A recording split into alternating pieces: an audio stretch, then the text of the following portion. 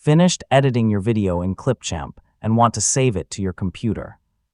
Saving a project and exporting a finished video are two different things, and knowing the difference can help you avoid losing your work.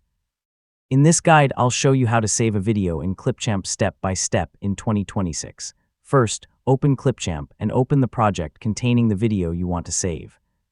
Before creating the final file, review your timeline and make sure all your edits are complete.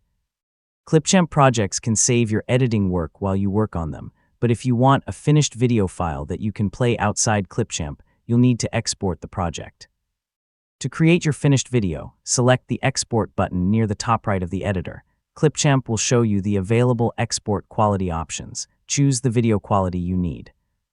A higher resolution can provide more detail, while a lower resolution can create a smaller file. For most everyday videos, choose a quality that matches how and where you plan to use the video. After selecting your quality, Clipchamp will begin processing the project. Wait for the export to finish. The time can vary depending on the length and complexity of your video. Once the export is complete, Clipchamp will provide access to your finished video file. Use the available Save or Download option to store the video on your computer.